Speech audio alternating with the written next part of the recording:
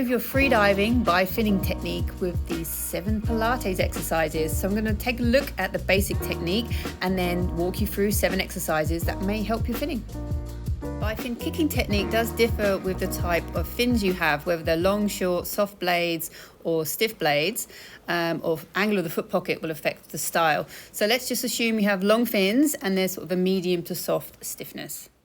Point the toe and press the leg to the back with a straight leg. When you bring the leg forward, there is a soft bend in the knee and then the leg re-extends, finishing the kick, and then you repeat the process. The toe should always be pointing downwards to make sure the blade is pointing downwards, so you're moving the most amount of water. In the beginning, everybody overkicks and kicks too wide, especially when you've got those cheap, hard plastic fins. But with the softer fins, you really don't need to kick so wide. So the amplitude is narrower, but it does mean there's a higher frequency of kicks to move you through the water to get more power. Pelvic clocks are really good for loosening up the hips and getting some mobility in the pelvis, because when we're kicking there is a slight rotation in the hips below the waist, which helps with the transfer of the power to kicking forward and back. So we need to be loose in the hips. So pelvic clocks are great. So just lay on the floor and roll the base of the pelvis at the back around and just notice how the thigh bones move in and out of the pelvis, and this kind of is sort of similar to how we are kicking underwater. So to allow this soft rotation in the hips, which helps with the kicking technique, we need to kind of loosen up the lower spine and the hips and see how this feels. So come up into your bridge, so pressing the feet into the floor, and you're just going to imagine you've got sand in your pockets and you're just going to dump the sand out of each pocket individually. And when you're doing this, you'll notice the one foot presses down and the knee moves forward, just like in the clocks.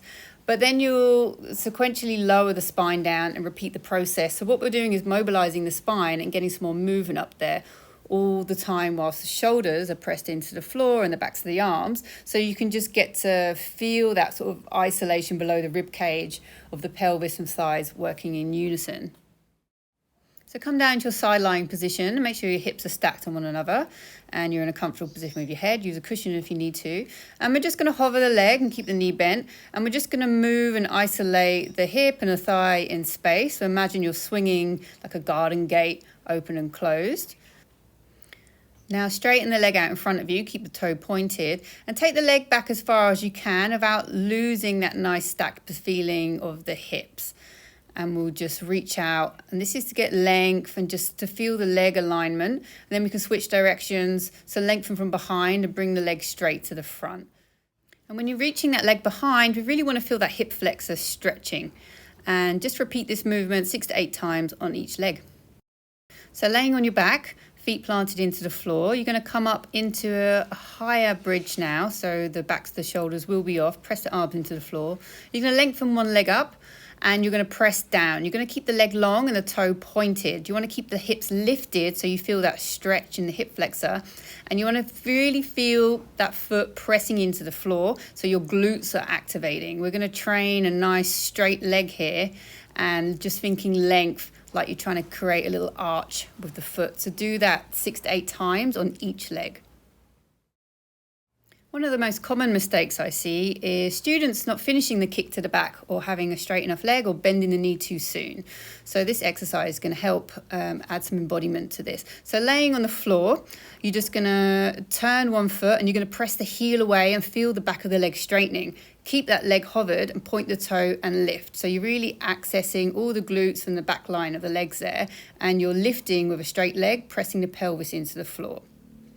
So pushing the heel away, then straightening, pointing the toe, and then lifting with the back of the leg. So notice how it feels to actually be in this position with the toe pointed and the leg is straight and extended. So now we can do a few repetitions here. So keep the leg lifted and do little pulses up. Keep the pelvis pressing into the floor and do 4 to 6 of these each side. So this will now warm us up nicely into some swimming.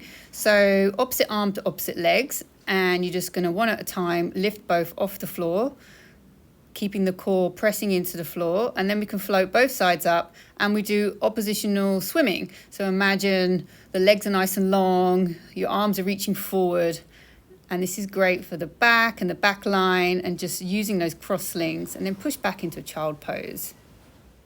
So let's take that exercise further with leg pull front. So come into a strong plank position, press one foot into the floor, point the opposite toe, and we're going to lift with a straight leg to the back, keeping the rest of the body in a very stable position. Do that 6 to 8 times on each leg. And remember, straight leg, toe pointed to the back. Keeping the foot flexed whilst you're kicking back is so important. You can actually use some resistance bands to help with this feeling, and this will help with a little bit of foot strength as well, moving that fin through the water. So you can see here the leg is staying straight as I'm kicking back. Just do some little pulses. So equally, finishing the kick to the front before you move the leg back is really important. So this exercise with the resistance band is really good for just strengthening the front of the leg there to be able to finish the kick and keep the toe pointed. Please remember, everybody's kicking style and mechanics is different. We're all individuals, we have different body shapes. So practice makes perfect. Just work on your weaknesses and your kicking style will improve. I have 2 more videos focused on Pilates footwork and leg work to help kicking, so go check them out. If you have any questions, just drop me a message, and don't forget to like, share and subscribe.